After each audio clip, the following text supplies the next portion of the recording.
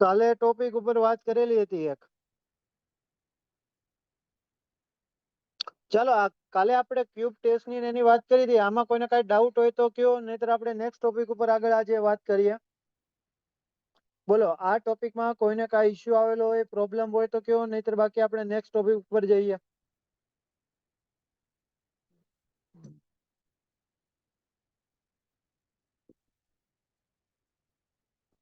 બરોબર, એ યુટ્યુબ માં મુકાવો. યુટ્યુબ ઉપર આવી ગયો છે અમાર ભાઈ, યુટ્યુબ ઉપર આવી ગયો છે ઓલરેડી.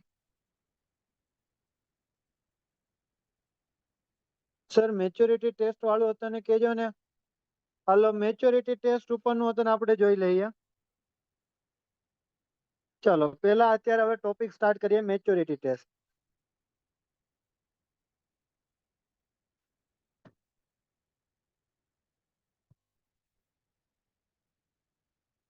તો સ્ક્રીન ઉપર રેક્ટેંગલ આવે છે કેમેરાના લીધે. શું રેક્ટેંગલ આવે છે? ઓલ્ડ બેચ વાળાને હાલી ગયું છે. શું હાલી ગયું માર ભાઈ? રેડી જ છે ને? અહીંયા આવી જાઓ મેકલભાઈ. ચલો મેચ્યોરિટી ટેસ્ટ ની આપણે વાત કરીએ તો એની પહેલા આપણે વાત કરીએ મેચ્યોરિટી એટલે શું. બોલો તો, મેચ્યોરિટી એટલે શું? આન્સર આપો તો, મેચ્યોરિટી એટલે શું?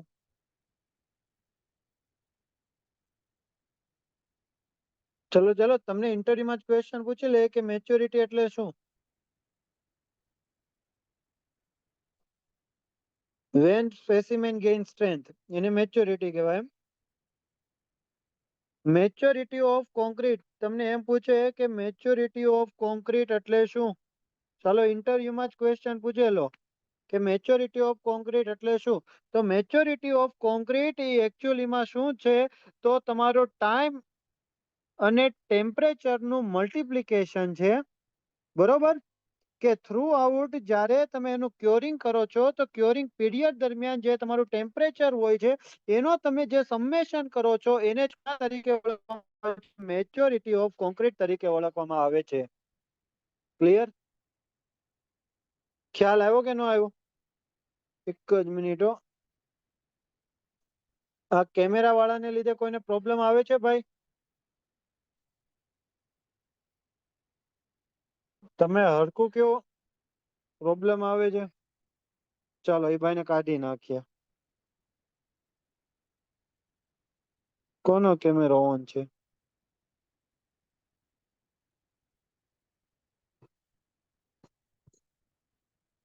બધાને હવે બંધ થઈ ગયા ને?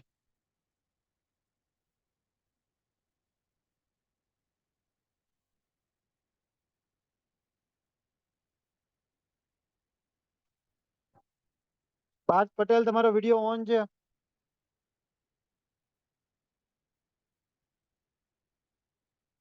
ચાલો ક્લિયર. સ્ટાર્ટ કરીએ હવે ફરીથી. યાર તમે એટલું મોરલ રિસ્પોન્સિબિલિટીમાં એટલું તો બંધ કરી દો.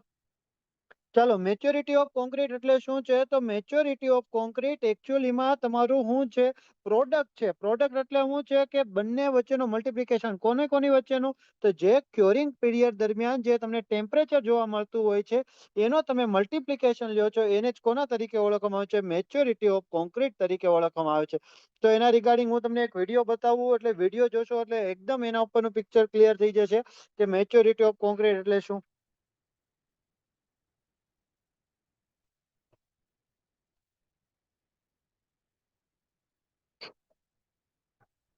ચાલો જોજો, અહીંયા તમને એક વિડીયો બતાવેલો છે, બરોબર, મેચ્યોરિટી ઓફ કોન્ક્રીટ ઉપર.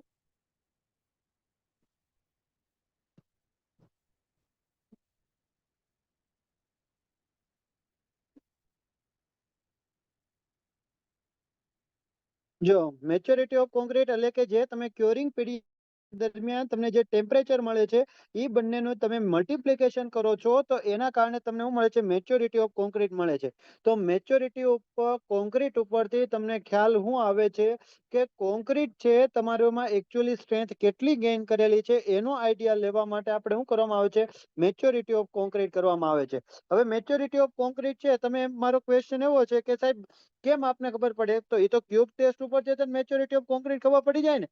હા ખબર પડે, પરંતુ એકચ્યુઅલ પ્રેક્ટિકલ કન્ડિશનમાં કે જ્યારે કોન્ક્રીટ તમારું ઓન સાઇટ હોય એની ઉપર ટેમ્પરેચરની ઇફેક્ટ આવે, બીજી બધી તમારી ઇફેક્ટ આવે, તો એના કારણે જે એને સ્ટ્રેન્થ ગેઇન કરવાનો એટલે કે મેચ્યોરિટી ગેઇન કરવાનો જે રેટ હોય એ વધારે આવે. તો તમને એકચ્યુઅલી જે તે સમયે સ્ટ્રેન્થ કેટલી છે એ જાણવા માટે આપણે આ કોન્સેપ્ટ ભણીએ છીએ. એક બીજી વસ્તુ કે મેચ્યોરિટી ઓફ કોન્ક્રીટ 28 ડેઝ ની છે, એક વસ્તુ લખી નાખજો કે કેટલી આવે છે, તો અરાઉન્ડ 19,500 ઇન્ટુ સેન્ટીગ્રેડ અવર.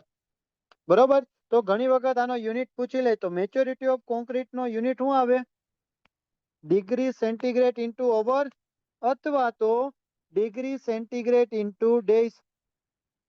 કેટલી આની મેચ્યોરિટી આવે 28 ડેઝ ની? તો 19,500 સમથિંગ ડિગ્રી સેન્ટીગ્રેડ ઇન્ટુ અવર. બરોબર. તો તમે અહીંયા એક વસ્તુ જોયું હશે, તો અહીંયા એક -11 ડિગ્રી તમને લખેલું દેખાય છે. તો -11 ડિગ્રી ઉપર આપણે કાલે પણ ડિસ્કશન થયેલું છે કે -11 ડિગ્રી શું બતાવે છે? તો એ તમારું ડેટમ ટેમ્પરેચર બતાવે છે કે ત્યાં સુધી તમારું હીટ ઓફ હાઇડ્રેશનની પ્રોસિજર થઈ શકે, એટલા માટે આપણે -11 ડિગ્રીથી આપણે ફાઇન્ડ આઉટ કરીએ છીએ. બરોબર. આ તમને એપ્રોક્સિમેટ વેલ્યુ આપેલી છે 19,800.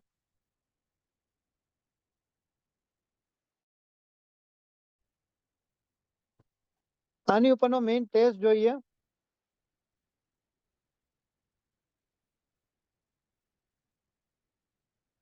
મેચ્યોરિટી ઉપર કઈ રીતના ટેસ્ટ કન્ડક્ટ કરવામાં આવે છે એના રિગાર્ડિંગ જોઈએ.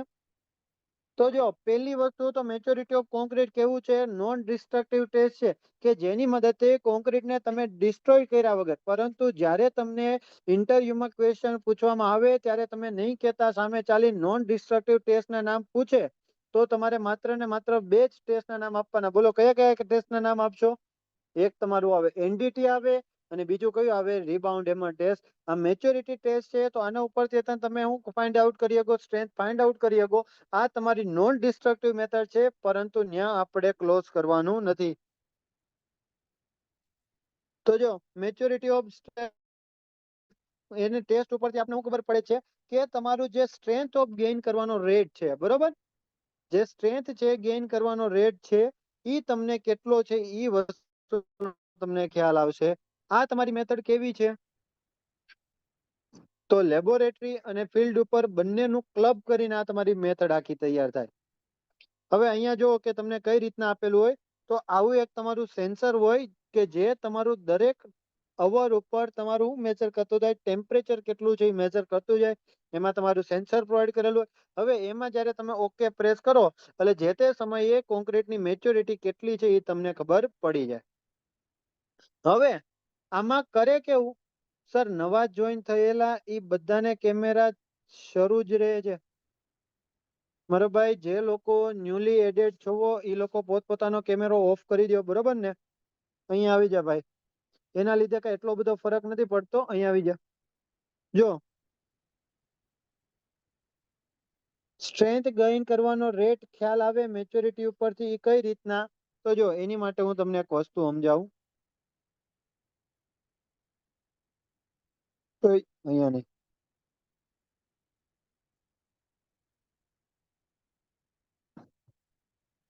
જો એકચ્યુઅલીમાં તમારી પાસે ને એક આવો ગ્રાફ હોય પહેલેથી ઓલરેડી. એ ગ્રાફ કોના કોના વર્સિસ નો હોય? તો મેચ્યોરિટી ઓફ કોન્ક્રીટ સાંભળજો, અને બીજો કોનો? સ્ટ્રેન્થ નો. બરોબર, ન્યૂટન પર mm સ્ક્વેર નો. આવો તમારો એક ગ્રાફ પહેલેથી પ્લોટેડ હોય. હવે તમે કહેશો કે સાહેબ પ્રાચીબેન ધ્યાનથી સાંભળજો, આ ગ્રાફ કઈ રીતના પ્લોટ થયો હોય? તો આ પ્લોટ કરવા માટે આપણે શું કરેલા? ક્યુબ કાસ્ટ કરેલા હોય. બરોબર, આવી રીતના ક્યુબ કાસ્ટ કરેલા હોય. હવે એ ક્યુબ સાથે શું કરેલું હોય? પેલું ઇન્સ્ટ્રુમેન્ટ આપણે એટેચ કરેલું હોય. આવી રીતના ઇન્સ્ટ્રુમેન્ટ એટેચ કરેલું. હવે આ ક્યુબ ને શું કરે કે 3 દિવસ સુધી મેચ્યોરિટી મેજર કરે. બરોબર. હવે આ ક્યુબ ને સીટીએમ ટેસ્ટમાં મોકલે. તો એની ઉપરથી એની સ્ટ્રેન્થ મળી જાય. એવી રીતના આવો ક્યુબ છે તો આને 7 દિવસ સુધી મેચ્યોરિટી મેજર કરે. હવે આની કમ્પ્રેસિવ ટેસ્ટિંગમાં મશીનમાં જો તો આની સ્ટ્રેન્થ મળી જાય. એવી રીતે 14 દિવસ સુધીની મેચ્યોરિટી મેજર કરે, આમે એની કમ્પ્રેસિવ ટેસ્ટિંગ મશીનમાં. તો જો તમારે રિલેશન આવી ગયો, મેચ્યોરિટી અને સ્ટ્રેન્થ નો રિલેશન આવી ગયો. તો એના ઉપરથી તમારો એક આ ગ્રાફ છે ઓલરેડી તમારી પાસે હોય. હવે સાઇટ ઉપર તમે ધારો કે આવી રીતના કોઈ એક સ્લેબ ભરેલો છે, સાંભળજો. હવે શિવાનીબેન, આમાં શું થાય કે આ જે તમારો સ્લેબ ભરેલો હોય એની સાથે તમારો ઇન્સ્ટ્રુમેન્ટ જોડેલું. આ જે ઇન્સ્ટ્રુમેન્ટ જોડેલું હોય એ તમારું કરતું હોય મેચ્યોરિટી મેજર કરતું હોય. હવે થાય કેવું, આ સ્લેબ તમારો ઓપન ટુ સ્કાય હોય તો ઘણી વખત ટેમ્પરેચર હાઈ હોય, ઘણી વખત ટેમ્પરેચર લો હોય, નાઇટમાં ટેમ્પરેચર ઓછું હોય, વધારે હોય, તો એ પ્રમાણે શું કરતું જાય, એની મેચ્યોરિટી મેજર કરતું જાય. હવે માનો કે અને તમે એનું મેચ્યોરિટી જોઈ કે આટલી છે, માનો કે તમે જોઈ 5000 બરોબર ડિગ્રી સેન્ટીગ્રેડ ઇન્ટુ અવર. તો તમે અહીંયાથી શું જોશો, 5000 ડિગ્રી સેન્ટીગ્રેડ ટુ અવર આમે જોશો અને ત્યાંથી તમે આવી રીતના ગ્રાફ લંબાવશો. તો અહીંયા તમને સ્ટ્રેન્થની વેલ્યુ મળી જાય કે ન મળી જાય. તો તમે વિધાઉટ ક્યુબ તોડ્યા વગર, આની ઉપર કોઈ પણ જાતની ટેસ્ટ કન્ડક્ટ કર્યા વગર જે તે સમયે તમે એનું શું ફાઇન્ડ આઉટ કરી શકો છો, સ્ટ્રેન્થ કેટલી છે એ તમે ફાઇન્ડ આઉટ કરી શકો છો. ક્લિયર બધા? ગોપાલભાઈ, પાર્થભાઈ, મેહુલ, હર્ષિલ, ક્લિયર બધાને? હવે કોઈને આમાં ડાઉટ રહ્યો? એટલા માટે મેં તમને કાલે કીધું તું, યાદ હોય તો, કે ઓલ ટાઈપની સિમેન્ટ માટે થાય, એક્ઝેક્ટલી ઓલ ટાઈપની સિમેન્ટ માટે જઈ થાય. અને એવું કોઈ પણ વસ્તુ નથી કે આ કઈ ટાઈપની સિમેન્ટ છે, કયા ટાઈપનો કોયરિંગ પ્રોવાઈડ કરો છો, એની સાથે કોઈ લેવા દેવા હોતા નથી. અને કાલે આપણે ખબર એક વાત કરી હતી કે કોઈ પણ વસ્તુનું ફોર્મવર્ક ક્યારે રિમૂવ કરવું? બોલો, કોઈ પણ વસ્તુનું ફોર્મવર્ક ક્યારે રિમૂવ કરવું? તો જ્યારે એને સ્ટ્રેન્થ કેવી ગેઇન કરેલી હોય, ડબલ ગેઇન કરેલી હોય, બરોબર ને, એઝ કમ્પેર ટુ એના ઉપર જે આવતા સ્ટ્રેસ કરતા. હવે તમને ખબર કેમ પડે કે આ કોન્ક્રીટે ડબલ સ્ટ્રેન્થ ગેઇન કરેલી છે કે નહીં? તો એની માટે તમારે સાઇટ ઉપર તમારે શું કરી શકો, મેચ્યોરિટી ટેસ્ટ કન્ડક્ટ કરી શકો. હવે ક્લિયર? ખ્યાલ આવ્યું કે ન આવ્યું? સર એનડીટી ટેસ્ટના નામ કહી દો અને પરિવાર કહી દઉં છું પાર્થભાઈ. એનડીટી ટેસ્ટના નોન ડિસ્ટ્રક્ટિવ ટેસ્ટ. ચલો તો નોન ડિસ્ટ્રક્ટિવ ટેસ્ટમાં કયા કયા આવે? એક આવે rebound hammer test,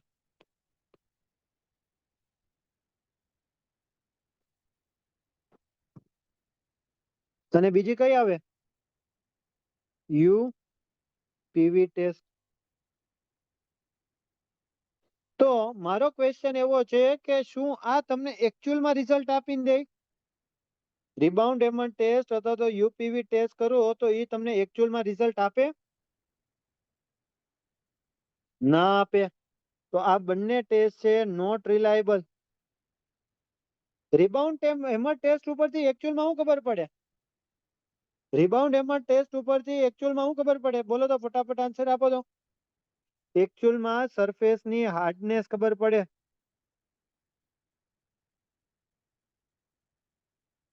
exactly Shivani બેને મસ્ત આન્સર આપ્યો છે કે નોન ડિસ્ટ્રક્ટિવ ટેસ્ટ કરો તો એના ઉપરથી માત્ર તમને ક્વોલિટી ઓફ કોન્ક્રીટ નો ખ્યાલ આવે.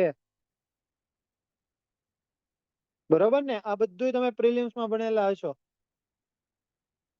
બરોબર કે નોન ડિસ્ટ્રક્ટિવ ટેસ્ટ ઉપરથી તમને ક્વોલિટી ઓફ કોન્ક્રીટ ખબર પડે. તમારી એટલી બધી રિલાયબલ મેથડ હોતી નથી. હાલો, તો મારો ઇન્ટરવ્યુમાં પૂછાયેલો ઓલરેડી ક્વેશ્ચન છે કે કોન્ક્રીટમાં કોઈ જગ્યાએ, સાંભળજો, કોન્ક્રીટમાં કોઈ જગ્યાએ કોલમમાં જ કહો હની કોમ્બિંગ છે કે નથી, તે કઈ રીતના ખબર પડે? હવે લગભગ બધાને આન્સર ખબર પડી ગયો છે, પણ હું ડાયરેક્ટલી તમને અધવચ્ચેથી ક્વેશ્ચન પૂછું તો મગજમાં તરત જ ડાઉટ થાય કે ન થાય? તો એની કઈ ટેસ્ટ કરવું પડે? UPV test, ultrasonic pulse velocity test. Sir આ મેચ્યોરિટી ટેસ્ટમાં ખાલી ઇન્સ્ટ્રુમેન્ટ મૂકીને આરામથી ચેક થઈ જાય તો ટાઈમ આપણે અધર બધા ટેસ્ટ શું કામ કરીએ છીએ ઋષિભાઈ? એટલા માટે ટેસ્ટ કન્ડક્ટ કરવા પડે કારણ કે આ જે ઇન્સ્ટ્રુમેન્ટ છે એ તમારું કોઈ પણ એક પોર્શન નું તમને ખબર પડે ઋષિ, કે જે જગ્યાએ ઇન્સ્ટ્રુમેન્ટ તમારું એટેચ હોય એની સિવાય બીજી જગ્યાએ કેવું હશે કોન્ક્રીટ, કઈ રીતના હશે, તો એ વસ્તુનો નો ખ્યાલ આવે કે નો આવે? ક્લિયર? તો યુપીવી ટેસ્ટ ની મદદથી હનીકોમ્બિંગ છે કે નહીં, કોઈ જગ્યાએ કોન્ક્રીટમાં તમારું માઇક્રો ક્રેક્સ છે, સાંભળજો. તો એનું પણ અહીંયાથી તમને ખબર પડે. ડેમની નીચે તમારો કોઈ જગ્યાએ માઇક્રો ક્રેક્સ છે કે નહીં, તો એ વસ્તુઓ તમે જાણવા માટે તમે શું કરો છો? યુપીવી ટેસ્ટ કરો છો. સર મિનિમમ રિબાઉન્ડ હેમર ટેસ્ટમાં પોઈન્ટ લઈને એની સ્ટ્રેન્થ ચેક કરવાની હોય ને? હા પાર્થ પટેલ, પાર્થ, એક્ઝેક્ટલી.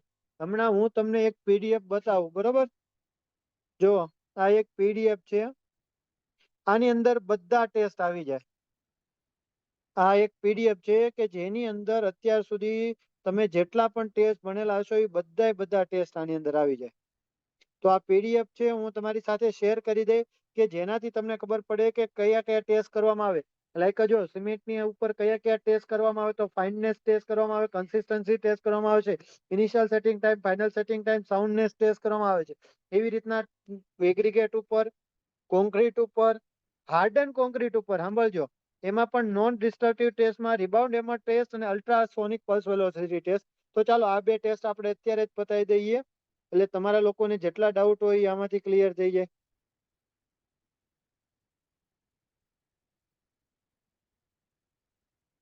ચાલો, રિબાઉન્ડ હેમર ટેસ્ટ છે. તો જો રિબાઉન્ડ હેમર ટેસ્ટમાં તમારે એકચ્યુઅલીમાં શું મળે છે કે ઈ તમને જો સરફેસની હાર્ડનેસ ઉપર ડિપેન્ડ કરે છે. અહીંયા ચોખ્ખું તમને કીધેલું છે કે તમારી જે સ્પ્રિંગ છે રિબાઉન્ડ થઈને કેટલું આવે છે એના ઉપરથી ખબર પડે. હવે તમે કહેશો કે રિબાઉન્ડ થઈને કેટલી આવેલી, તો અહીંયા તમે જોશો તો અહીંયા તમને માર્કિંગ મારેલા હોય તો એની ઉપરથી તમને ખબર પડી જાય. અને એક બીજો ગ્રાફ પ્લોટ કરેલો હોય, કેનો ગ્રાફ ઓલરેડી તમને ગિવન આપેલો હોય કે તમારું રિબાઉન્ડ કેટલું થાય છે અને સામે કયો હોય, સ્ટ્રેન્થ નો ગ્રાફ હોય. તો એના ઉપરથી એકચ્યુઅલીમાં તમને ખ્યાલ આવે. આ તમને ડાયરેક્ટલી સ્ટ્રેન્થ નો ખબર પડે, ઇનડાયરેક્ટલી સ્ટ્રેન્થ ખબર પડે. અહીંયા નીચે તમને એની પ્રોસિજર લખેલી છે કે કઈ રીતના પ્રોસિજર કરવાનો આવે.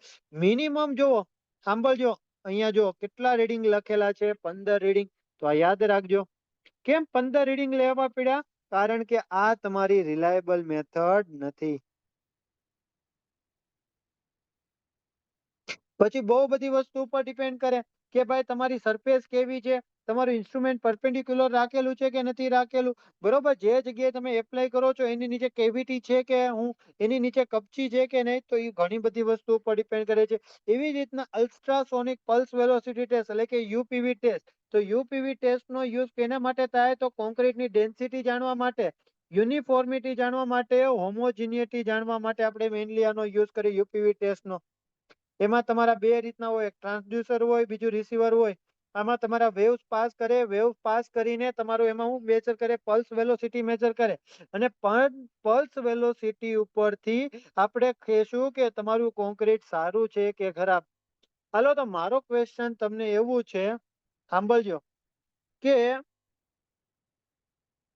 પોરસ કોન્ક્રીટ હોય, સાંભળજો, પોરસ કોન્ક્રીટ હોય, વોઇડ્સ વાળું કોન્ક્રીટ હોય, તો એમાં તમને વેલોસિટી વધારે મળે કે જે તમારું ડેન્સ કોન્ક્રીટ હોય એમાં તમને વેલોસિટી વધારે મળે? ચાલો તો આન્સર આપો તો. પોરસ હોય એમાં વેલોસિટી વધારે મળે કે ડેન્સમાં વધારે મળે? તો એક્ઝેક્ટલી ડેન્સ હોય એમાં તમને વેલોસિટી કેવી મળે? વધારે મળે. કેમ વધારે મળે? કોઈ મને આનો આન્સર આપશે? કે તમારા મટીરિયલ છે એકબીજાની સાથે એકબીજાની ખૂબ નજીક હોય, ડેન્સ હોય, તો એમાં તમને વેલોસિટી હું કામ વધારે મળે? કે તમારું જે વેલોસિટી એટલે કે શું થાય કે જે વાઇબ્રેશન પાસ થાય, વાઇબ્રેશન ઇઝીલી ક્યારે પાસ થાય કે એક પાર્ટિકલ્સ ની બાજુમાં બીજો પાર્ટિકલ્સ કેવો હોય? નજીક હોય. તો જ્યારે ઇન્ટરકનેક્ટેડ એક્ઝેક્ટલી કે પાર્ટિકલ્સ એકબીજાની નજીક હોય તો તમારા વેવ્સ કેવા થાય? ફાસ્ટર ટ્રાવેલ્સ થાય. તો જો તમને પલ્સ વેલોસિટી સાંભળજો 4.5 કિલોમીટર કરતા વધારે મળ્યું તો તમારું એક્સલન્ટ ક્વોલિટીનું કોન્ક્રીટ કહેવાય. 3.5 થી 4.5 ની વચ્ચે મળ્યું તો ગુડ ક્વોલિટી, 3 થી 3.5 ની વચ્ચે તો મીડિયમ ક્વોલિટી. અને જો તમને વેલ્યુ કેટલા કરતા ઓછી મળી 3 કરતા ઓછી મળી તો એ વસ્તુ તમારી કેવી છે, ખોટી છે. ઘણી વખત ઇન્ટરવ્યુમાં ક્વેશ્ચન પૂછી લે, સાંભળજો, કે તમારા કોઈ જગ્યાએ ક્રેક્સ છે, સેગ્રીગેશન છે કે હની કોમ્બિંગ છે, તો એ કઈ રીતના જાણી શકાય? તો ત્યાં તમારો આન્સર હોવો જોઈએ ultrasonic pulse velocity test. Factual એમ પૂછે, કદાચ પૂછી લે. માનો કે જે ઇન્ટરવ્યુ લેવા માટે એક તમારો પર્સન હોય પ્રોફેસર, એ બિલ્ડિંગ મટીરિયલ નો પ્રોફેસર હોય તો તમને ક્વેશ્ચન પૂછી શકે. અથવા તો કેટલાક તમારામાંથી એમ કીધેલું હોય કે હું સાઇટ ઉપર જોબ કરીને આવ્યો છું અને ત્યાં મેં યુપીવી ટેસ્ટ કરેલી, તો તરત જ તમને એને પૂછે એના ક્રાઇટેરિયા બોલો. બોલો, ક્લિયર બધાને?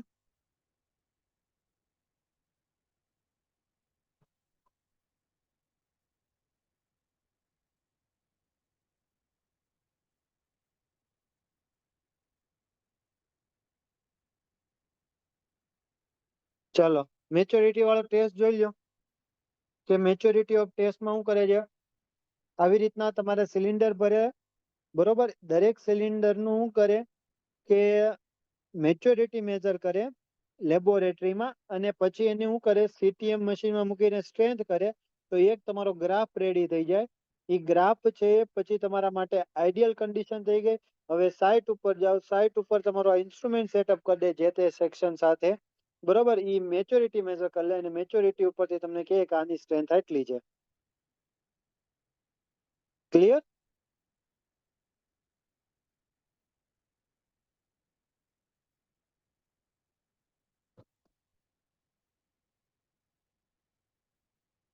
જો આ રહ્યો મેચ્યોરિટી વર્સિસ કમ્પ્રેસિવ સ્ટ્રેન્થ નો ગ્રાફ હોય, આવી રીતના ગ્રાફ હોય.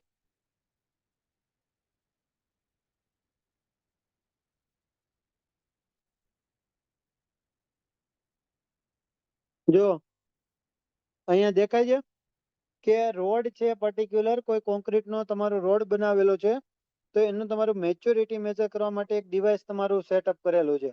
જે લોકોને અત્યાર સુધી મગજમાં એવું હતું કે કઈ રીતના ટેસ્ટ કન્ડક્ટ કરતા હોય, હવે ક્લિયર ખ્યાલ આવ્યો કે ના આવ્યો બધાને?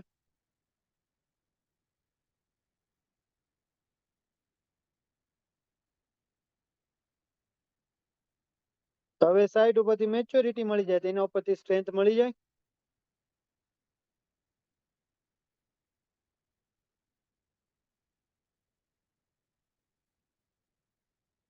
ચાલો ડન.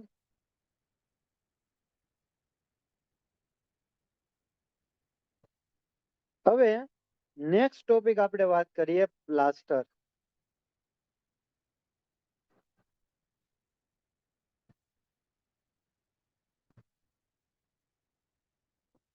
નેક્સ્ટ ટોપિક ની વાત કરીએ. સર યુપીવી ટેસ્ટ કેટલી થિકનેસ સુધી કરી શકાય? એમાં એવું કઈ થિકનેસ નું મેન્શન ન હોય, પણ આમાં ખાસ વસ્તુનું ધ્યાન રાખવાનું હોય, રેન્ફોર્સમેન્ટ. આ જે તમે યુપીવી ટેસ્ટ કરો ને એમાં રેન્ફોર્સમેન્ટની પોઝિશન કઈ જગ્યાએ છે ને ઈ ખાસ મહત્વની હોય.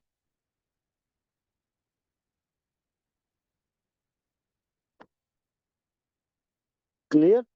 સર આરસીસી પેમેન્ટમાં પણ આપણે એનડીટી યુઝ કરીએ છીએ ને? હા કરીએ છીએ આકાશ. માનો કે સ્લેબ ડ્રેઇન હોય, તમારું કોઈ કલવર્ટ હોય, બરોબર, કોઈ અથવા તો બ્રિજ નો પોર્શન છે, તો એની પછી એકવાર કન્સ્ટ્રક્શન થઈ ગયા પછી તમારે એની ક્વોલિટી અત્યારે કેવી છે, તો એ બધું જાણવા માટે આપણે એનડીટી જ કરી શકીએ, કાં તો કોડ ટેસ્ટ કરી શકીએ. આ બે ઓપ્શન આપણી પાસે અવેલેબલ હોય. ઓકે આદર્શ? ચાલો નેક્સ્ટ આપણે ક્વેશ્ચન લઈએ પ્લાસ્ટર. ચલો તો ઓલરેડી આ બિલ્ડિંગ કન્સ્ટ્રક્શન નો ટોપિક થાય, પરંતુ મને લાગ્યો એટલે અહીંયા કરી દઈએ પ્લાસ્ટર એટલે હું. બોલો તો.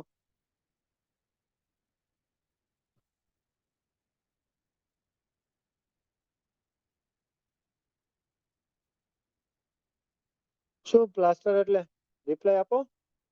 146 લોકો ઓનલાઈન છે. પ્લાસ્ટર એટલે લેયર. ઇન્ટરવ્યુમાં તમને જીપીએસસી માં પૂછશે તો તમે એમ કહેશો ઇન્ટરનલ સરફેસ ઉપર 12, આઉટર ઉપર 20 લેયર, આવું કહેશો. Upper layer on concrete surface. બોલો આવો આન્સર હોય?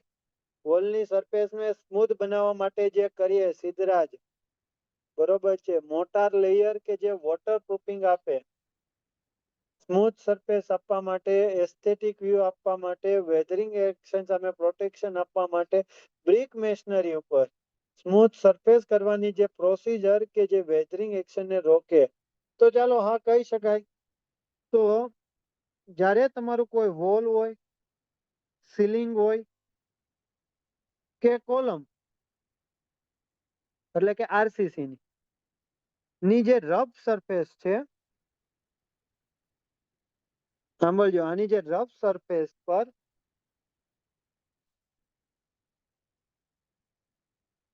પ્લાસ્ટિક મટીરિયલનું જે લેયર એપ્લાય કરીએ છીએ તેને કોના તરીકે ઓળખવામાં આવે છે? પ્લાસ્ટર તરીકે ઓળખવામાં આવે છે. હવે હું તમને એમ પૂછું કે પ્લાસ્ટર શું કામ કરવામાં આવે, તો તમારો આન્સર ઈ હોવો જોઈએ. બોલો હા કે ના? શું કામ પ્લાસ્ટર કરવામાં આવે છે?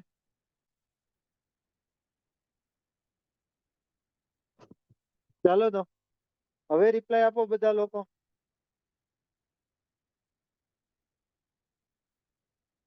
પહેલું, સ્મૂથ અને ડ્યુરેબલ સરફેસ આપે.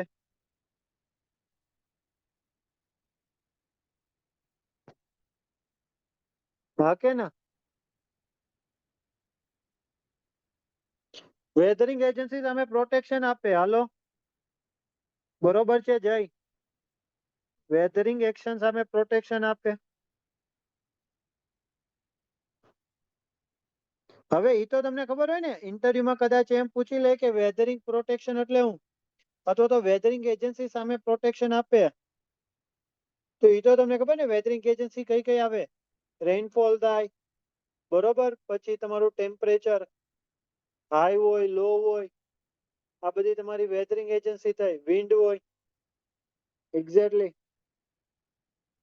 આની સિવાય શું આવે? એક તમારું smooth durable surface, weathering action સામે રેઝિસ્ટન્સ, પછી એસ્થેટિક વ્યૂ, બરોબર છે. ડેકોરેટિવ વ્યૂ હતો તો એસ્થેટિક વ્યૂ, ડેકોરેટિવ કરતા એસ્થેટિક સારું લાગે, એસ્થેટિક વ્યૂ આપે. બોલો તો આની સિવાય બીજું શું કરે? થર્મલ ઇન્સ્યુલેશન આપે. હા કે ના કેજો? કોઈ લગભગ આવું નહીં કીધેલું, થર્મલ ઇન્સ્યુલેશન.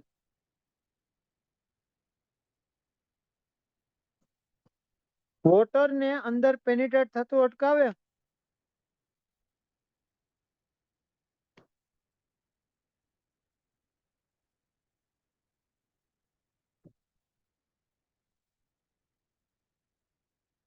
હા કે ના?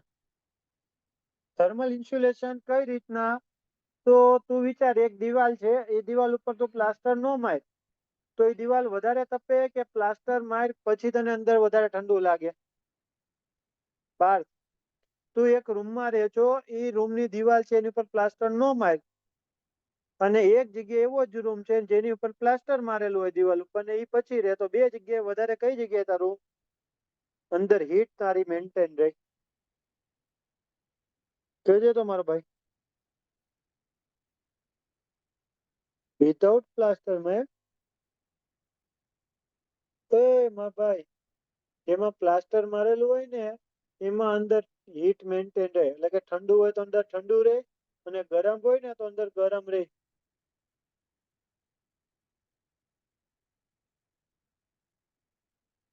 ખ્યાલ આવ્યો કે ન આવ્યો? વેધરિંગમાં ફ્રીઝિંગ થોઈંગ એક્શન એ આવી શકે ને? હા આવી શકે, પણ મહેશ અત્યારે આપણે અહીંયા માટે એલિજિબલ નથી એટલે નહીં કહેવાનું. ક્લિયર? ચાલો તો પ્લાસ્ટરના મેઇનલી ટાઈપ જણાવો તો. ઈ પણ પેલા જોઈએ આપણે બાઇન્ડિંગ મટીરિયલના આધારે ટાઈપ. પેલા ટાઈપ કોના આધારે જોઈએ? બાઇન્ડિંગ મટીરિયલના આધારે.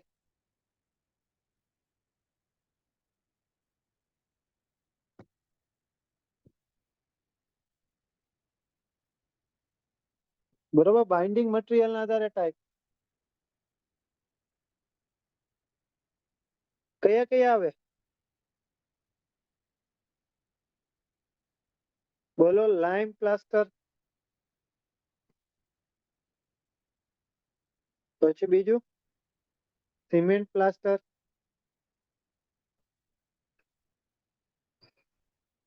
પછી જીપ્સમ પ્લાસ્ટર.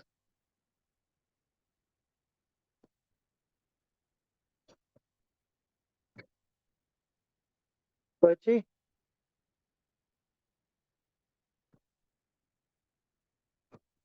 મડ પ્લાસ્ટર સાંભળેલું કે નહીં સાંભળેલું? હવે અલગ અલગ આવે.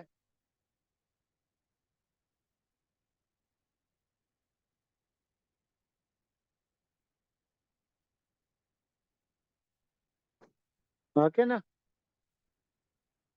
ચાલો તો પેલું લાઇમ પ્લાસ્ટર માં જોઈએ. લાઇમ પ્લાસ્ટર માં બાઇન્ડિંગ મટીરિયલ તરીકે કયું હોય? લાઇમ હોય. બરોબર ને? અને આની સાથે ઘણી વખત સુરખી અતન મિક્સ કરીને પહેલાના જમાનામાં આની સાથે યુઝ કરતા કોને? સુરખીને. સુરખીને લાઈમ ને મિક્સ કરીને પછી શું કરતા હતા આપણે પ્લાસ્ટર કરીએ? સુરખી કેવી હોય? સુરખી એટલે નહીં ખબર? બ્રિક બેટ નો ભૂકો. ઈંટના જે ટુકડા હોય એને તને શું કરી દો? ક્રશ કરી દો.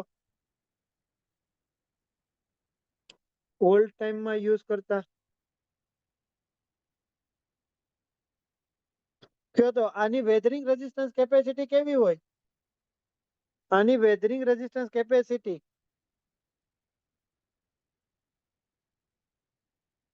લાઇમ પ્લાસ્ટરની એઝ કમ્પેર ટુ સિમેન્ટની સાથે કમ્પેરિઝન કરીએ તો આવે મારા ભાઈ. સિમેન્ટની કમ્પેરિઝનમાં જોઈએ તો કેવી હોય? ઓછી હોય. બીજો આનો ડિસએડવાન્ટેજીસ કેવું છે કે સેટ કેવું થાય? એકદમ સ્લો થાય. આનો ફાયદો શું થાય? શ્રિંકેજ કેવું જોવા મળે લાઇમ પ્લાસ્ટરમાં? લાઇમ પ્લાસ્ટરમાં શ્રિંકેજ કેવું જોવા મળે? એક્ઝેક્ટલી.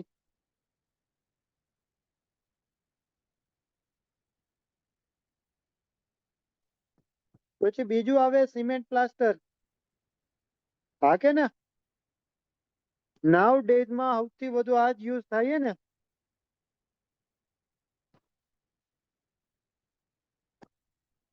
ક્યાં ક્યાં પ્રપોર્શનમાં આવે બોલો તો?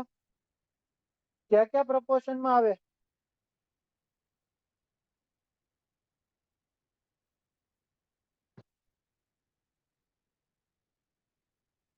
1:3. પછી 1:4 હોય. મોટે ભાગે 1:3 1:4 ના પ્રપોર્શનમાં હોય. 1:6 નું પ્રપોર્શન ન હોય. પ્લાસ્ટરમાં એટલો બધો લેસ પ્રપોર્શન વાળું નો યુઝ કરે. બ્રિક મેશનરીમાં યુઝ કરે. બ્રિક મેશનરીમાં ઘણી વખત 1:5 હોય, ઘણી જગ્યાએ 1:6 હોય. પ્લાસ્ટરમાં જે મોટાર હોય એઝ કમ્પેર ટુ સાઇટ વાળા કેટલા લોકો સાઇટ ઉપરના છે? કયો તો બ્રિક મેશનરીમાં તમારું પ્રપોર્શન હારો હોય કે પ્લાસ્ટરમાં પ્રપોર્શન હારો હોય? એટલે કે તમે જે માલ કયો બરોબર ને, જે મોટાર બનાવો એમાં સિમેન્ટ કેમાં વધારે જોઈએ? ચલો ઇન્ટરવ્યુમાં આવા જ ક્વેશ્ચન પૂછે કે તમારે સિમેન્ટ માટે મોટાર બનાવવાનો, સોરી બ્રિક મેશનરી માટે બનાવવાનો છે પ્લાસ્ટર માટે બનાવવાનું, તો બે માંથી કેમાં જોવે તમારે સિમેન્ટ કન્ટેન્ટ વધારે જોઈએ? પ્લાસ્ટરમાં વધારે જોવે. બરોબર ને? તો ત્યાં મોટાર તમારો કેવો હોય? સારો હોય. આર્કિયોલોજીક સાઇટમાં સર કયા ટાઈપનું મોટાર હશે? એ રીતો મને નથી ખબર, કોઈ દી જોઈ નથી આર્કિયોલોજીકલ સાઇટ.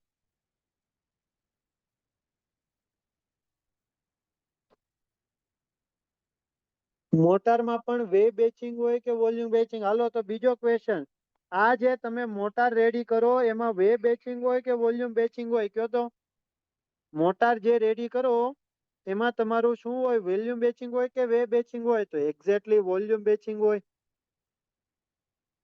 વોલ્યુમ બેચિંગ હોય તો ઈ જે મેજર કરવા માટેનું બોક્સ આવે એને શું કહેવાય? એક્ઝેક્ટલી ગેજ બોક્સ કહેવાય. તો હવે તમને લોકોને ખબર પડી ગઈ કે 1:3 નો તમારે મોટાર તૈયાર કરવો હોય તો કઈ રીતના તૈયાર કરશો?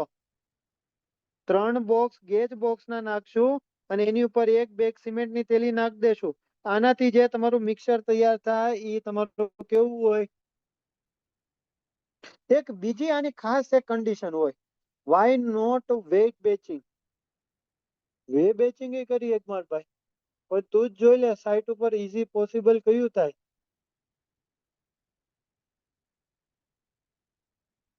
વોલ્યુમ બેચિંગ જ થાય ને.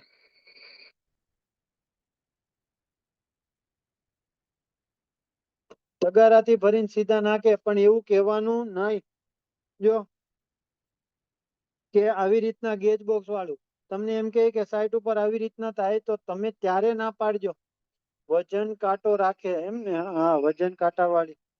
એક બીજી આની કન્ડિશન હોય, તમને કોઈને ખબર છે કે આ મોટાર છે કેટલા ટાઈમમાં યુઝ કરી લેવાનો?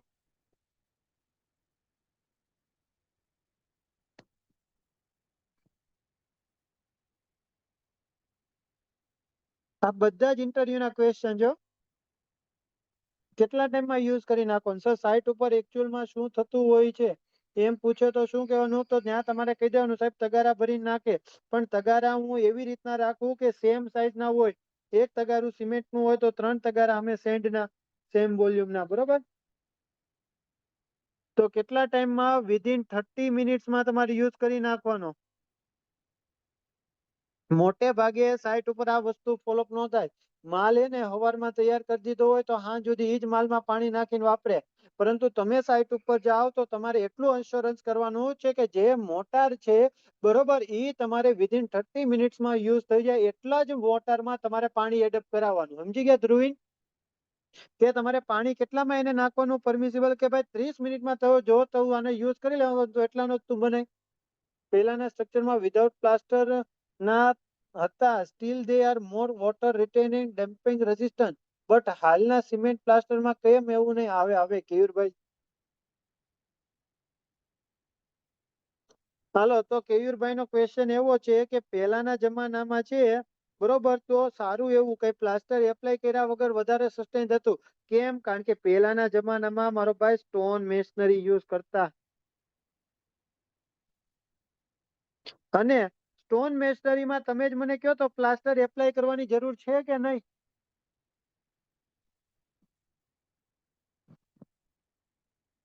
બ્રિક મેશનરી ઉપર આપણે મોટે ભાગે જોયું છે તો બધી જગ્યાએ પ્લાસ્ટર એપ્લાય કરવું પડે. કેમ? કારણ કે બ્રિક છે ને એ વોટર એબ્ઝોર્પ્શન એનો વધારે હોય. Stone masonry no water absorption કેવો હોય? લો હોય. એટલા માટે એની ઉપર મોસ્ટલી કોઈ જગ્યાએ આપણે કોઈ પણ જાતનું પ્લાસ્ટર એપ્લાય નથી કરતા.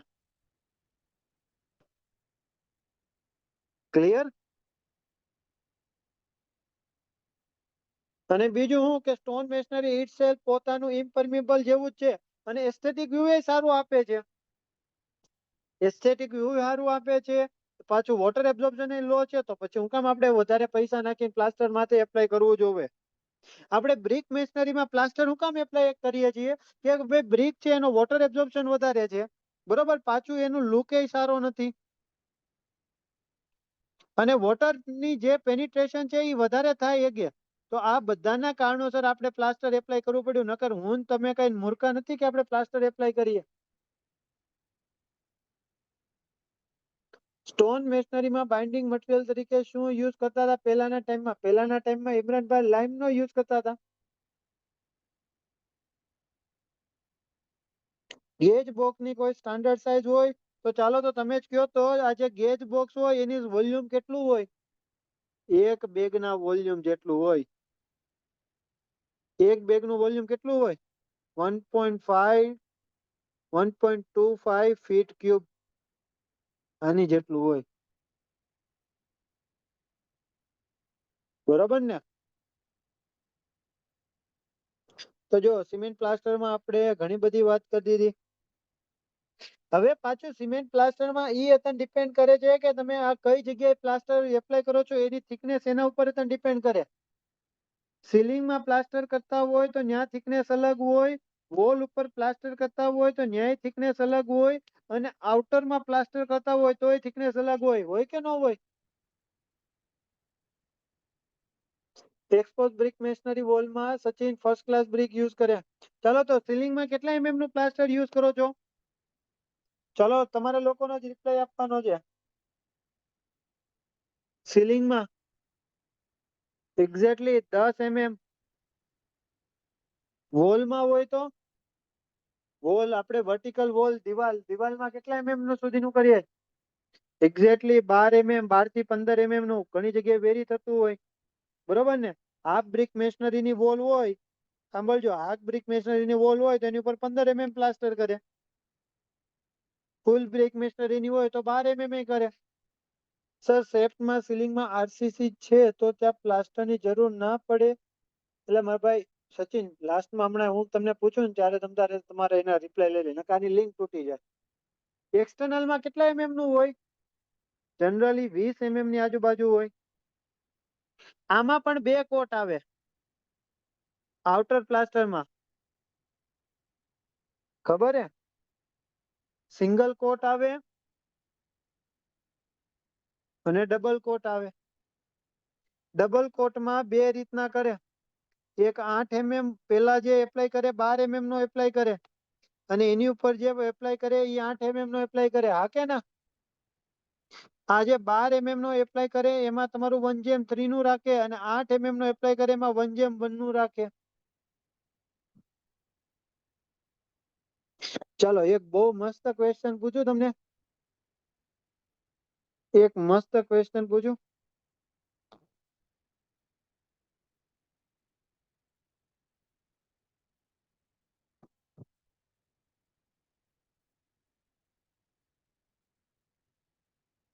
આ તમે 12 mm નું પ્રોવાઈડ કર્યું પ્લાસ્ટર, એની ઉપર 8 mm નું પ્રોવાઈડ કરો છો.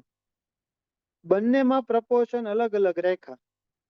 આમાં 1:1 નો રાખ્યો અને આમાં 1:3 નો રાખ્યો. આવું કેમ કર્યું?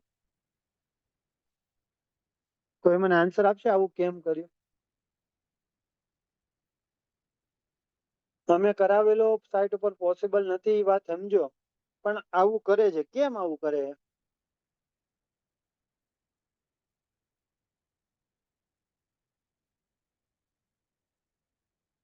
આનો કોન્સેપ્ટ સોઇલમાં ભણેલા હો તમે, સોઇલમાં ભણેલા છો. ફિનિશિંગ બેટર આવે નહીં, પ્રોપર બોન્ડિંગ આવે નહીં. તમે આવી વસ્તુ ભણ્યા છો. આની પરમેબિલિટી K1, આની પરમેબિલિટી K2. અહીંયાથી વોટર આવી રીતના પેનિટ્રેશન થાય તો 1/K equivalent is equal to 1/K1 plus 1/K2 થાય. આવું કઈક ભણેલા? તો તમારી પરમેબિલિટી પેલાની ઓછી હોય અને બીજાની કમ્પેરિઝનમાં, તો તમને ઓલ ઓવર પરમેબિલિટી કેવી મળે? ઓછી મળે. બરોબર. અને આખામાં આપણે સિમેન્ટ કન્ટેન્ટ વધારે ન જાય, કોસ્ટ તમારે સેવિંગ કરવું હતું, અને પરમેબિલિટી કેવી કરવી હતી? ઓછી કરવી હતી. અંદર મોઇસ્ચર પેનિટ્રેટ ન થાય, એક્ઝેક્ટલી પોપડા ન પડી જાય. એક્ઝેક્ટલી શિવાની બેન, કેમ? કારણ કે 20 mm એક સાથે તમે એપ્લાય કરો તો પોપડા પડી જાય. આ બધા કારણોસર બે આપણે અલગ અલગ પ્રપોઝ થિકનેસમાં રાખીએ અને એના પ્રપોર્શન કેવા હોય? અલગ અલગ હોય. ક્લિયર?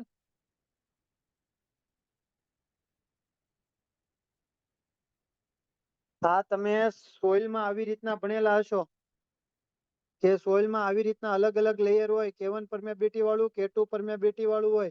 પાણી ઉપરથી નીચે તમારું જતું હોય તો એ પાણીની માટે આખો સ્ટ્રેટા હોય તો એની K ઇક્વિવેલેન્ટ કેટલી થાય? તો 1/K1 પ્લસ 1/K2 જેટલું થાય. હા કે ના? તો તમારી પરમેબિલિટી કેવી થઈ જાય? ઘટી જાય. જો સિંગલ કોટ નો હું ખાલી 1:1 નો એપ્લાય કરું તો એની કરતા આ મને પરમેબિલિટી કેવી આપે? ઓછી આપે. એક્ઝેક્ટલી યશભાઈ, એમ જ.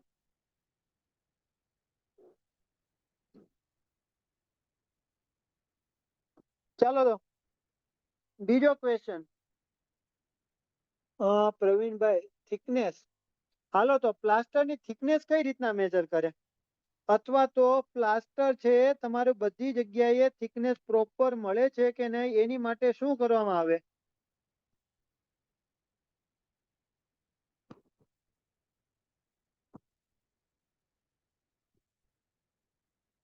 એની માટે શું કરે? એક્ઝેક્ટલી ઠૈયા મારે. ઠૈયા મારે એને કહેવાય બુલ પેક. શું કહેવાય? બુલ પેક. આપણે તમે દિવાલમાં જોયું હશે થૈયા મારે અને પછી ઓળંબો કરે. વર્નિયર કેલિપર પેલિપર કાંઈ ન આવે મારા ભાઈ. આખા રૂમમાં તમે આવી રીતના શું કરેલા હોય, બુલ પેક એપ્લાય કરેલા હોય અને આ બુલ પેક કહેવાય તો બુલ માર્કે કયો. બરોબર, આની તમારે થિકનેસ મેજર કરી લે. તો આ થિકનેસ મેજર કરી લે ને એની ઉપર આખામાં દોરી લંબાઈ દે, પછી તમારી દરેક જગ્યાએ કેટલી થિકનેસ નું આવશે એ ખબર પડે. જો તમને થિકનેસ ઓછી મળતું હોય તો ત્યાંથી તમારું શું કરે, થોડું આમતું રફ કરી દે. હા કે ના, ત્યાંથી તમારું શું કરે કે તમારું સ્ક્રેચ કરી નાખે, એટલે કે કાઢી નાખે. હા, લેવલ ડોટ્સ લઈને કરે ઈ જ માર ભાઈ. ઓલંબો પાડે પછી. સર, આઉટર વોલ નો બહાર દેખાય એવા સ્ટ્રક્ચરમાં વોલ ડિઝાઇન દેખાય એવું રાખે તો પ્લાસ્ટર વગરનું વેધરિંગ અને મોઇસ્ચર માટે શું કરે? સ્ટ્રક્ચરમાં વોલ ડિઝાઇનમાં દેખાય એવું રાખે તો એના બ્રિક સારી ક્વોલિટીની યુઝ કરવાની પ્રણવ, એનું બીજું કોઈ જ વસ્તુ નહીં. ક્લિયર? તો જે લોકોને પ્લાસ્ટરનું કઈ રીતના કેટલી થિકનેસ નું આવે એની માટે બુલ માર્ક્સ મારવામાં આવે અને બુલ માર્કની થિકનેસ બધી જગ્યાએ જોઈ લે. ઊભા માટે ઓળંબો લે, આડા માટે પટ્ટી લેવલ લે, એક્ઝેક્ટલી. સાઈટ ઉપર ગયા હોય એને બધી ખબર હોય. હા કે ના? તો જો તો આપણે અહીંયા મોટાર જ ચાલે હો, સિમેન્ટ મોટાર. હા, આ તમે બુલ માર્ક્સ વાળું ફરીથી કયો તો. બુલ માર્ક્સ એટલે હું ફોટો મોકલી દઈ ગ્રુપમાં. હું ગ્રુપમાં ફોટો મોકલી દઈ, બરાબર ને? એટલે એ જોશો એટલે તમને કમ્પ્લીટલી ખ્યાલ આવી જશે. ચાલો, તો ક્યોરિંગ કરવું પડે કે ન કરવું પડે? પ્લાસ્ટર એપ્લાય કર્યા પહેલા ક્યોરિંગ એપ્લાય કરવું પડે? હા, કરવું પડે.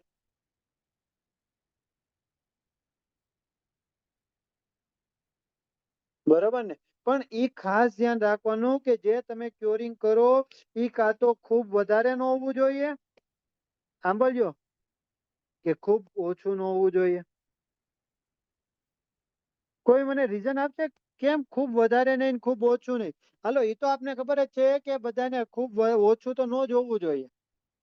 ખૂબ ઓછું હોય તો તમારું શું થઈ જાય, વોટર એબ્ઝોર્બ થઈ જાય. જો એક ભાઈએ ફોટો મોકલેલો છે, તે ફોટો જોઈ લઈએ એટલે અત્યારે જ ડાઉટ ક્લિયર થઈ જાય.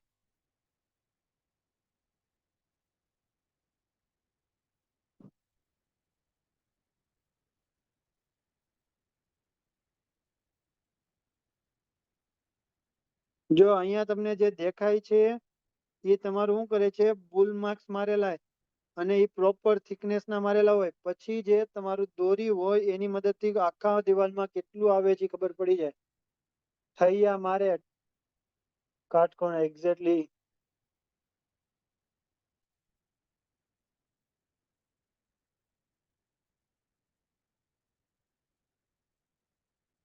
લંબ થી વર્ટિકલ ખબર પડે ને? પડે તો ખરા ને મારા ભાઈ. વોટર એબ્ઝોર્બ કરી લે મોટર માંથી, એટલા માટે તમારું ક્યોરિંગ ઓછું તો ન હોવું જોઈએ. વધારે થઈ જાય તો તમારી દિવાલ છે, વધારે ક્યોરિંગ થઈ જાય તો એનાથી નુકસાન શું થાય?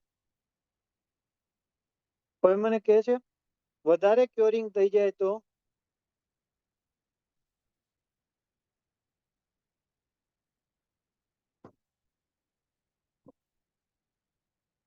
તમે ઘણી વખત જે લોકોએ સાઈટ ઉપર કામ કરેલું હશે એને ખબર હશે કે તમારું પ્લાસ્ટર રહી જ નહીં, પોપડું પડી નીચે પડી જાય, છૂટું પડી જાય પ્લાસ્ટર. એને શું કહેવામાં આવે છે? પીલિંગ ઓફ પ્લાસ્ટર તરીકે ઓળખવામાં આવે છે. ક્લિયર? ફ્લેકિંગ નો કહેવાય મારા ભાઈ, એને પીલિંગ કહેવાય. તો બ્રિકની વોલને એવી રીતના તમારે ક્યોર કરવાનું હોય કે જેમાં તમારું વધારે ન હોય અને બહુ ઓછું ન હોય.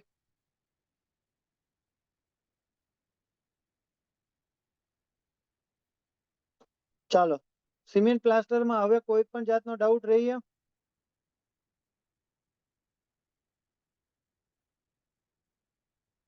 બોલો સર, આ કઈ એપ્લિકેશન યુઝ કરો છો? પેલા તું અહીંયા આવી જાય ને મારા ભાઈ, પેલા ભણવામાં ધ્યાન દે ને. ચલો, હવે આપણે જઈએ જીપ્સમ પ્લાસ્ટર ઉપર. નામ સાંભળેલું જીપ્સમ પ્લાસ્ટર? એક્ઝેક્ટલી એને પીઓપી એર્થન પ્લાસ્ટર કહેવાય. આપણે જે પટ્ટો બાંધવા જઈએ ને, ખરાબ કામ કર્યા હોય પછી હાથમાં ફ્રેક્ચર આવે ત્યારે જે પાટો બાંધે એ જ તમારું જીપ્સમ પ્લાસ્ટર. અત્યારે નાવ ડેઝ માં નથી કરતા પણ પેલા કરતા હતા. સીલિંગ માં મેઇનલી એપ્લાય કરતા હતા. ઘણી જગ્યાએ વોલમાં પણ એપ્લાય કરતા. આ તમારે સ્પેશિયલી એવી જગ્યાએ કરવાનું હોય કે જ્યાં તમારું સ્મૂથ ફિનિશિંગ જોવે. સાંભળજો ધ્યાનથી. શું જોતું હોય? સ્મૂથ ફિનિશિંગ જોતું હોય ત્યાં તમારું આ ટાઈપનું પ્લાસ્ટર એપ્લાય કરે. પુટ્ટી અલગ વસ્તુ, પીઓપી અને પુટ્ટી વચ્ચે ડિફરન્સ છે. બરોબર ને? આ જ પ્લાસ્ટરમાં કોઈ પણ જાતની સેન્ડ ન જોઈએ. સાંભળજો, સેન્ડ ન જોઈએ.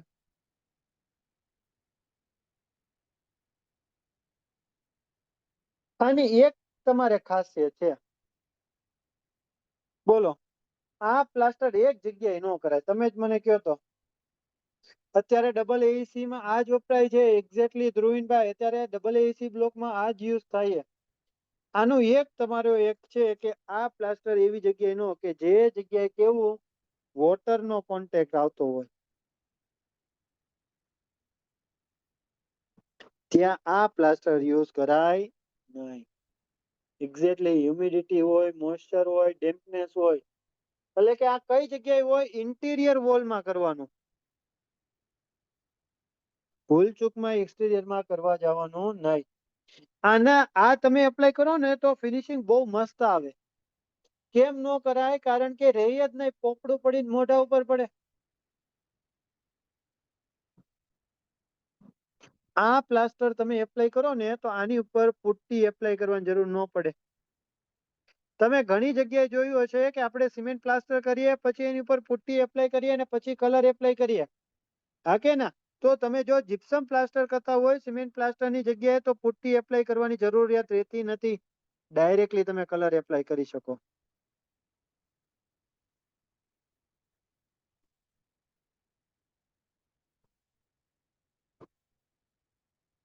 ક્લિયર ને?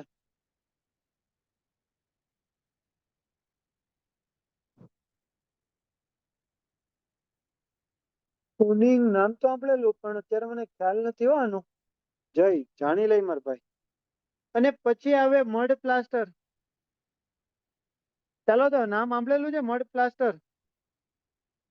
પહેલાના જમાનામાં આપણે લીપણ કહેતા, ખબર ને? સાદી ભાષામાં એકદમ લીપણ. ગામડામાં ગાર કરીએ. માટી વાળું, ઇકો ફ્રેન્ડલી. તમારું એક સારું થર્મલ ઇન્સ્યુલેશન આપ્યો, બહુ જ મસ્ત થર્મલ ઇન્સ્યુલેશન આપે. પણ આનો એક ડિસએડવાન્ટેજીસ છે. શું ડિસએડવાન્ટેજીસ છે? એકદમ મસ્ત એવું ઠંડક આપે અંદર, ચીલ. ફ્લોરિંગમાં તો ના કરે. અને ઓલરેડી આ જીપીએસસી માં ક્વેશ્ચન પૂછાઈ ગયો. મારા એક ફ્રેન્ડ ને જ પૂછેલો હતો આ ક્વેશ્ચન. સ્મેલ આવે એ નહીં, એક્ઝેક્ટલી ધોવાઈ જાય. Less water resistance.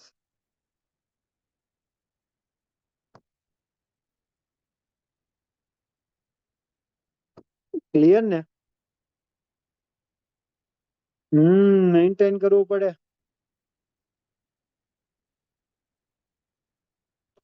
બોલો, એટલે બોલું તો વોઇસ જાય ને. હા ભાઈ, તારે નેટવર્કમાં પ્રોબ્લેમ હશે. બાકી આ હવે તો નેટવર્કમાં ઇશ્યુ આવે જ નહીં. કચ્છના ભૂંગાઓમાં આ જ વાપરે છે. અરે ઈ નહીં, આપણે કેવું પેલા બાપ દાદા જે પેલા રહેતા ને બધા ઘરમાં આ જ હતા. આપણે આના જ પ્લાસ્ટર ચાલતા હતા.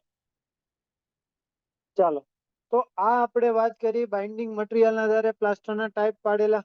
પુટ્ટી વિશે કેશો, એક ડિફરન્સ આખો કરાઈ દે. પુટ્ટી અને પીઓપી વચ્ચેનો ડિફરન્સ આખો કરાઈ દે, ટેન્શન ન લે. પ્લાસ્ટર વર્કમાં ચિકન વાયર મેશનો રોલ શું હોય? તો જીનલબેન, એને તમારે શું કહેવાય? હાલો જીનલબેન એવો ક્વેશ્ચન પૂછે, પ્લાસ્ટર વર્કમાં ચિકન મેશનો યુઝ. ચિકન મેશ આપણે ઓલરેડી વાત થઈ ગઈ. ચિકન મેશ નો યુઝ થાય, ખબર ને? કઈ જગ્યાએ યુઝ થાય તો જ્યાં જંકશન હોય, કોનું જંકશન હોય? કોન્ક્રીટ અને બ્રિક મેશનરી નું જંકશન હોય ત્યાં. બરોબર, ક્રેક્સ નો પડે એટલા માટે પ્રોવાઈડ કરીએ. બરોબર, આને શું કહેવામાં આવે છે? ફેરો સિમેન્ટ તરીકે ઓળખવામાં આવે છે. ક્લિયર?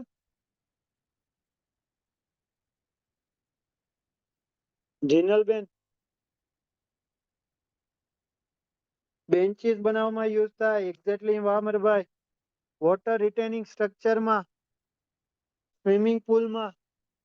યાદ કરો. તો એક્સપાન્શન જોઈન્ટ નહીં બોલવાનો. કઈ હગે પણ કહેવાનું નહીં મારા ભાઈ. તું જોજે હો, વડે કે લાવી દઈશ તું.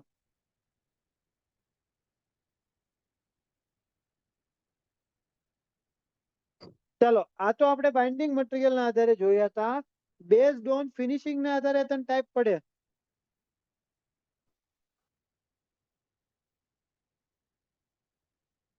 કે કેવું તમે ફિનિશિંગ લાવો છો એના આધારે તને ટાઈપ પડે. તો પેલું જો smooth finishing plaster,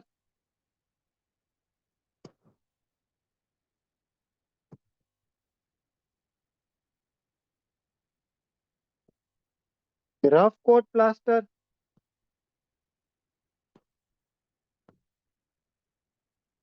sand face plaster. નામ સાંભળેલું ને, sand face plaster.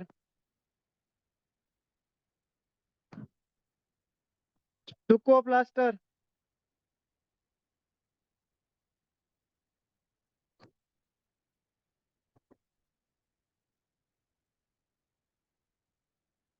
Pebble finish plaster. બરોબર ને, બહુ બધા ટાઈપ ના આવે.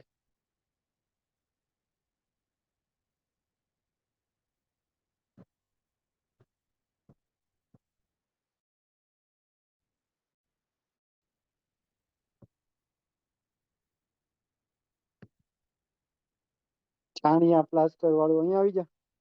એગ્રીગેટ પ્લાસ્ટર, આ નવું લાવ્યો.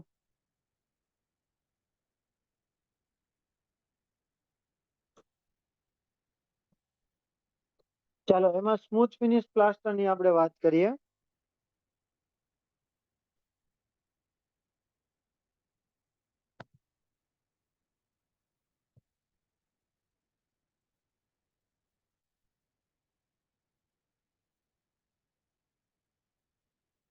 બોલો તો આ કઈ જગ્યાએ આપણે એપ્લાય કરીએ સ્મૂથ કોટ પ્લાસ્ટર? ટાઇલ્સ પ્લાસ્ટર માં ના આવે.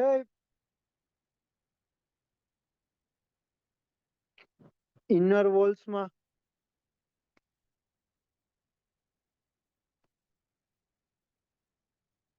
વુડન ફ્લોટ વડે ફિનિશિંગ આપે. હા કે ના?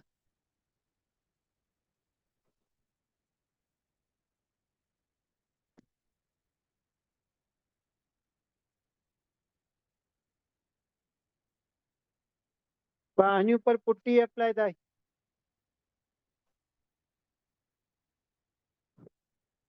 અને પુટ્ટી એપ્લાય થયા પછી કલર થાય તમારો. બેરિયમ પ્લાસ્ટર એટલે ખાલી કૌશલભાઈ એક એગ્રીગેટ તરીકે બેરિયમ નો યુઝ કરીએ. બીજું એમાં કઈ નવું નથી. ચાલો, રફ પ્લાસ્ટર આવે અને બીજું એની કમ્પેરિઝનમાં સેન્ટ ફ્લેશ પ્લાસ્ટર.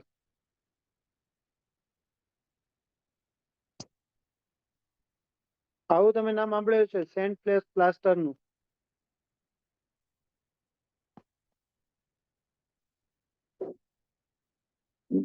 કઈ જગ્યાએ કરીએ?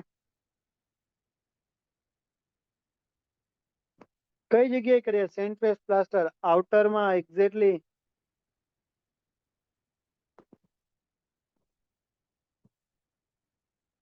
આવે આવે, માલા પ્લાસ્ટર એ આવે. એક્ઝેક્ટલી દાણો પાડે એક્સટીરિયર માં, દાણા વાળું કઈ ને. જોયેલું છે તમે બહારની બાજુ રફ સરફેસ રાખે.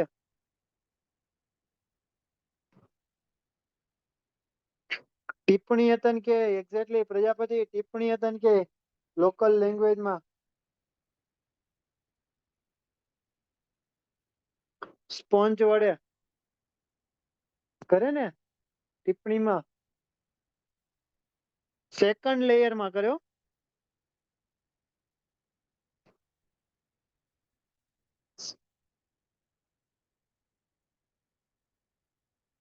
ડેકોરેટિવ વ્યૂ આપે.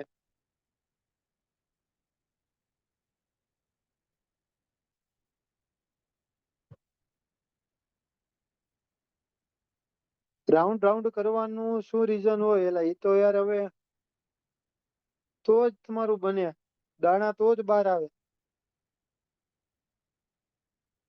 જો આ એક ભાઈએ દાણા વાળું હતું ઇન્સ્ટ્રુમેન્ટ મોકલું, આ મેં ઓલરેડી યુઝ કરાવેલું છે, સાઇટ ઉપર હતો.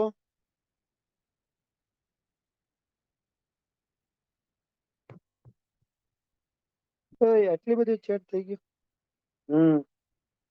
જોયું આવું ઇન્સ્ટ્રુમેન્ટ દાણા દાણા વાળું કરવા?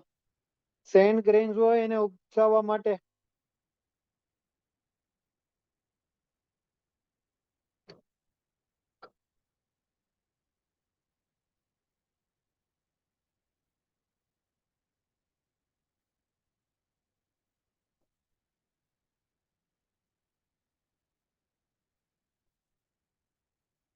નેમ શું છે ઇન્સ્ટ્રુમેન્ટ નું નામ તો મને નથી ખબર.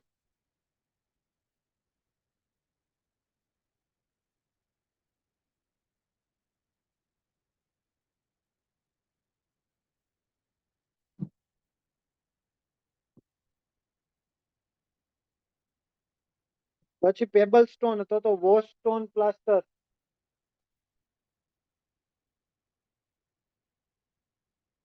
ટિપ્પણી જ કહે ને દેશીમાં. હા હા ટિપ્પણી જ કહે દેશી ભાષામાં.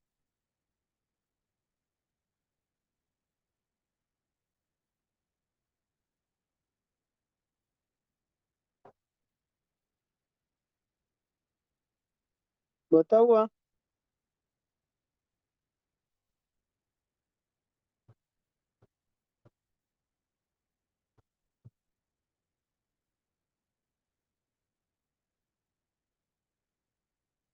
આવી રીતના તમે જોયેલું હશે દિવાલ ઉપર.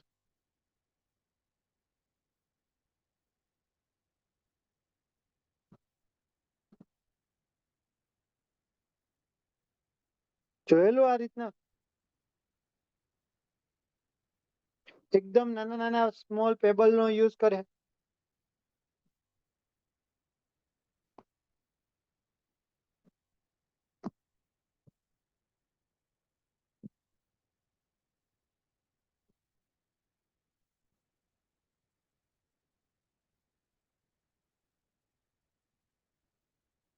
ઝૂમ આવવું હોય રિવર ના એગ્રીગેટ. રિવર ના એગ્રીગેટ નો હોય, એમાં આપણે જે સેન્ડ માં જે હોય ને ઓલું ગ્રાવલ કે બરોબર એની જેવા હોય.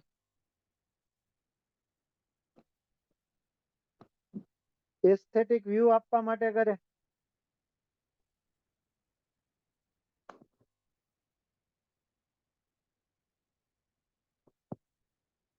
આ જે પેબલ્સ હોય ને એને શું કરે કે જે તમારું ફ્લોટ હોય એના વડે પ્રેસ કરે.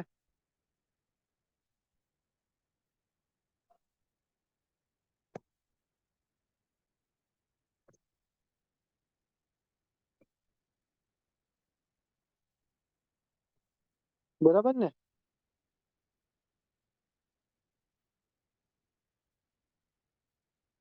કલર એડ કરે આમાં છેલ્લે.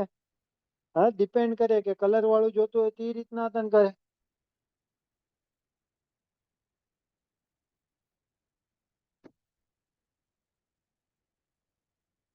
પછી નાવ ડેઝ માં એક ટેક્સચર કરીને તને પ્લાસ્ટર યુઝ થાય. યાદ છે કોઈને ટેક્સચર?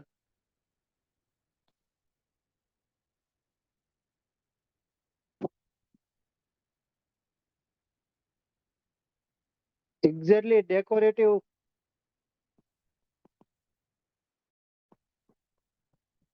જીપીએસસી ની બિલ્ડિંગ માં કરેલું હે.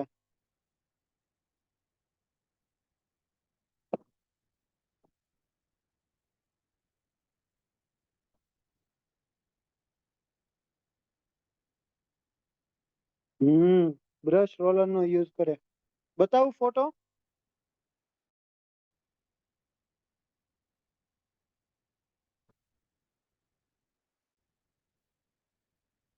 આ રીતના.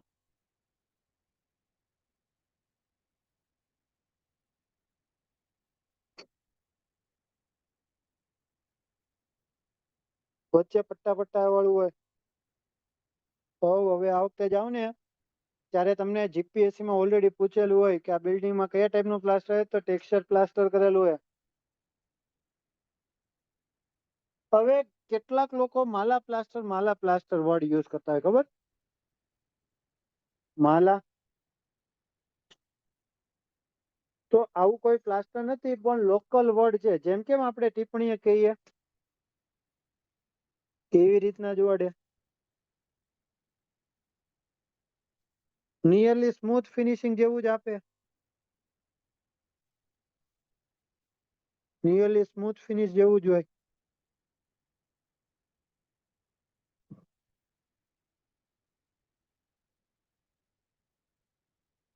ચાલો. પ્લાસ્ટરમાં ગ્રુવ કરે. હા, કરે કરે. પ્લાસ્ટરમાં ગ્રુવ વતન પાડે.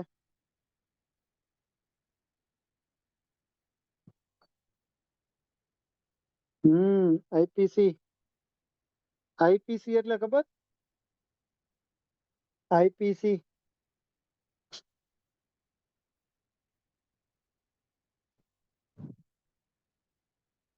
વૈભવ બોલતો. આઈપીસી ફોજદારી કાયદો હોય ઈ નો. ઇન્ડિયન પિનલ કોડ નો આવે. Indian pattern. આઈપીસી આવે કે આઈપીએસ આવે? આઈપી કઈક આવે. ઇન્ડિયન પેટર્ન સ્ટોન કે કા તો કોન્ક્રીટ કયો.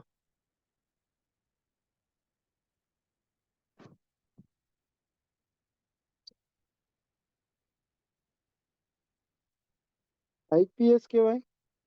ઓલું આપણે ઉપર કરીએ ઈ હો, ફ્લોરિંગમાં ઉપર કરીએ ઈ. ધાબા ઉપર કરીએ આઈપીએસ. હાલો તો કરી દો બસ. સ્ટોન જ આવે, કોન્ક્રીટ નો આવે. માથે થોડુંક ભૂલ થઈ ગઈ, સોરી હો. ઇન્ડિયન પોલીસ સર્વિસ ને એલા એ મારી શું તમને બધાને. ઇન્ડિયન પેટર્ન સ્ટોન આ ટાઈપનું જ આવે.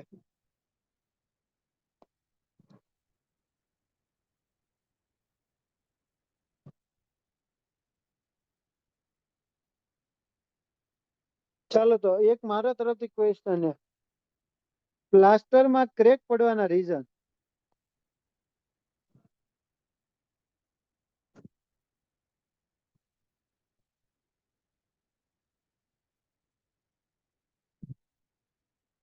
શું આવે એનું રીઝન?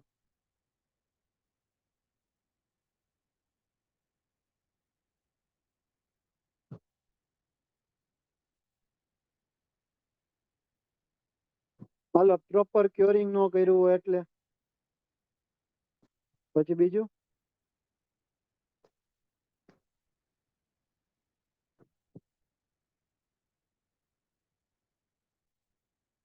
બીજું ડિફરન્શિયલ મોમેન્ટ એક્ઝેક્ટલી બી.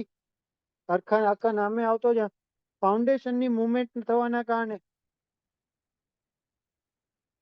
એટલે કે ફાઉન્ડેશન સેટલમેન્ટ.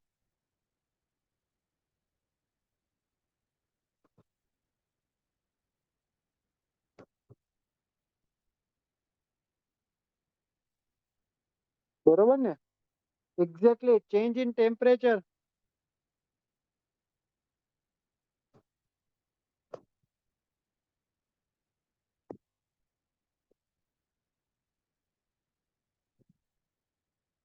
પછી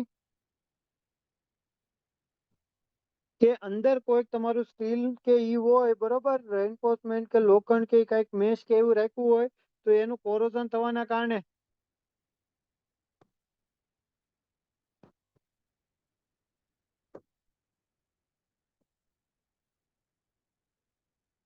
હા કે ના. સિમેન્ટ કન્ટેન્ટ વધી ગયો હોય તોય પડે. ક્યોરિંગ ન કર્યું હોય તોય થાય.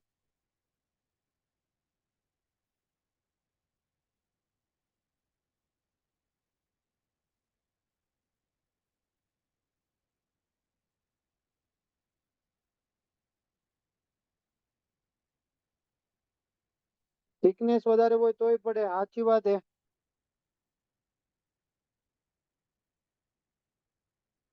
એક્ઝેક્ટલી, એટલે ક્યોરિંગ નો કર્યું હોય તોય થાય. દર્શનીલભાઈ, બરોબર છે તમારી વાત? બરોબર ને?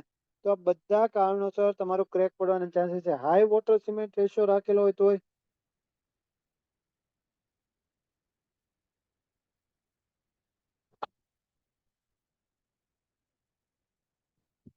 બરોબર ને? ઇમ્પ્યુરિટી હોય, કે જે સેન્ડ યુઝ કરેલી હોય ઇમ્પ્યુરિટી હોય.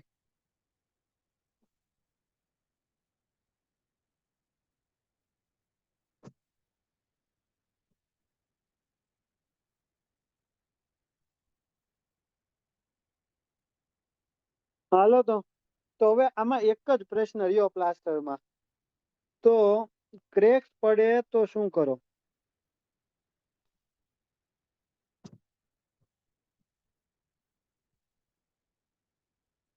બોલો તો.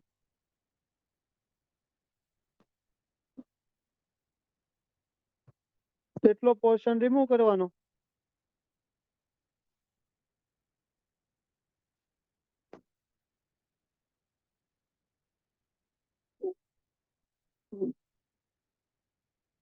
પોર્શન રિમૂવ કરીને શું કરી દેવાનું? પ્લાસ્ટર એપ્લાય કરી દો વિથ ચિકન મેસ, અથવા તો ઇપોક્સી મોટારે એપ્લાય કરી શકો કે ન કરી શકો?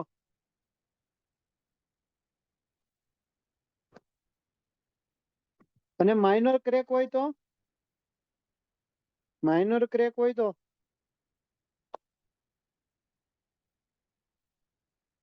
સિમેન્ટ સ્લરી એપ્લાય કરીને.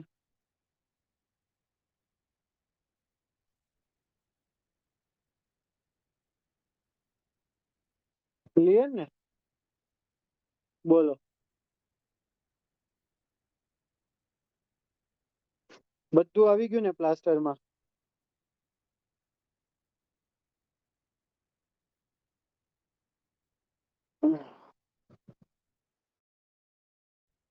જો તો આખું આપણે પ્લાસ્ટર લઈ લીધું.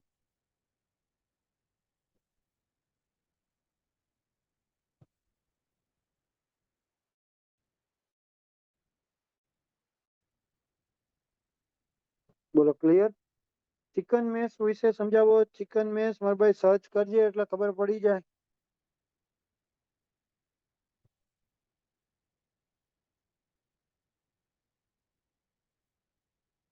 જો આવી રીતના એપ્લાય કરે.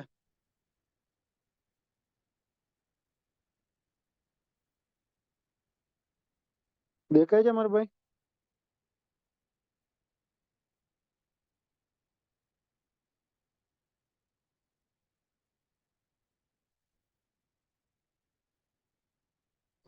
જીઈસી માં કયું પ્લાસ્ટર કર્યું એ મારા ભાઈ થોડું મને ખબર હોય.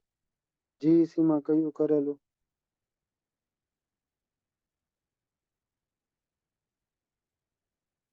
હા, રેક્રોન નો તમે યુઝ કરી શકો.